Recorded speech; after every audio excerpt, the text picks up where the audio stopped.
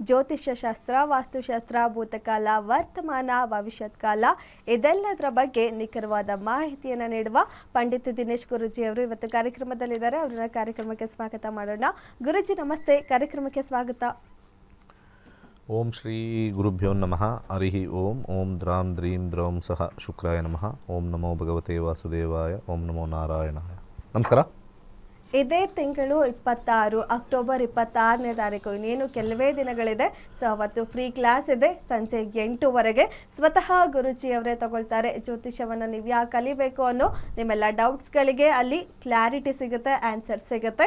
December 1ನೇ ತಾರೀಕಿಂದ 110ನೇ batch ಶುರು ಆಗ್ತಾ ಇದೆ. 15 ದಿನದಲ್ಲಿ ನೀವು ಜ್ಯೋತಿಷ್ಯವನ್ನು ಕಲಿಬೋದು.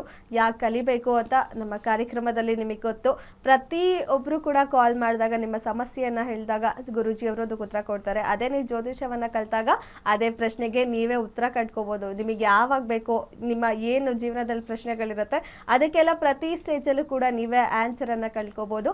ಸೊ ಬರೀ 6,999 ರೂಪಾಯಿಗೆ ಜ್ಯೋತಿಷ್ಯವನ್ನ ಕಲಿಬಹುದು. ಇನ್ನು ಇವತ್ತಿನ ಕಾರ್ಯಕ್ರಮದಲ್ಲಿ ಗುರೂಜಿ ಪ್ರಶ್ನೆ ಏನಂದ್ರೆ, ಸಾಕಷ್ಟು ಜನದ ಹತ್ರ ದುಡ್ಡಿರುತ್ತೆ ಆದ್ರೆ ಮನೆ ಕಟ್ಟೋಕ್ ಆಗಲ್ಲ ಅಂತ ಅನ್ಕೊಳ್ತಾ ಇರ್ತಾರೆ. ತುಂಬಾ ಜನ ಆ ರೀತಿ ಹೇಳ್ತಾ ಇರ್ತಾರೆ, ದುಡ್ಡಿದೆ ಏನೇ ಮಾಡಿದ್ರು ಮನೆ ಕಟ್ಟಕ್ ಆಗಲ್ಲ ಅಂತ. ಸೊ ಈ ವಿಚಾರ ಕೂಡ ಜಾತಕದಲ್ಲಿ ಇರುತ್ತಾ? ಅವ್ರ ಜಾತಕದಲ್ಲಿ ಮನೆ ಕಟ್ಟೋಕ್ ಆಗಲ್ಲ ಅನ್ನೋ ಯೋಗ ಕೂಡ ಇರುತ್ತಾ? ಜಾತಕಕ್ಕಿಂತ ಹೆಚ್ಚಾಗಿ ಮೊದಲು ನಾವು ಸ್ಟ್ಯಾಟಿಸ್ಟಿಕ್ಸ್ ಬಗ್ಗೆ ತಿಳ್ಕೊಬೇಕು.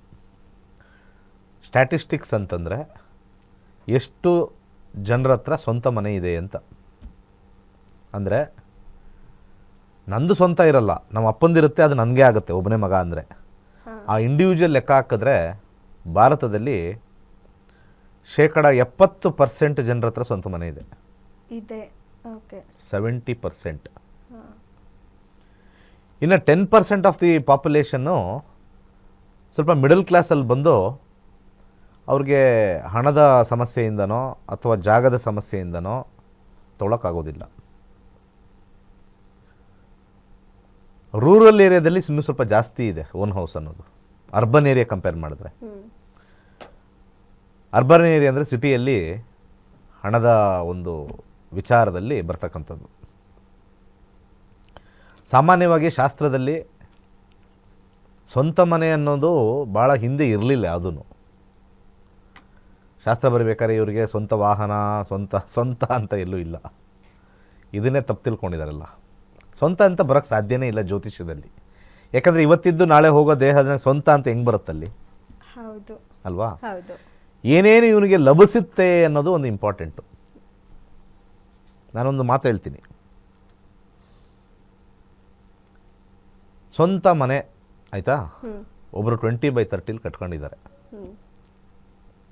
ಅವ್ರು ಯಾವುದೋ ಗಾರ್ಮೆಂಟ್ಸ್ಗೆ ಹೋಗಿ ಬರ್ತಾರೆ, ಸಣ್ಣ ಜಾಗ, ಒಂದು ಕಾರ್ ತಗೊಳಕ್ಕಾಗಲ್ಲ, ಒಂದು 2 ವೀಲರ್ ನಿಲ್ಸೋಕ್ಕೂ ಸ್ವಲ್ಪ ಕಷ್ಟ, ಅದೊಂದು TVS ತಗೊಂಡು ನಿಲ್ಲಿಸಿದ್ದಾರೆ. ಸ್ವಂತ ಮನೆ. ಅದೇ ಒಂದು 2 ರೋಡ್ ಬಿಟ್ಟು ಇನ್ನೊಬ್ಬ ಒಂದು ರೋಡ್ ಹೋದರೆ ಅವನು ಬಾಡಿಗೆ ಮನೇಲಿದ್ದಾನೆ. ಆ ಬಾಡಿಗೆನ 50,000 ರೂಪಾಯಿ ಕೊಡ್ತಾನೆ ತಿಂಗಳ.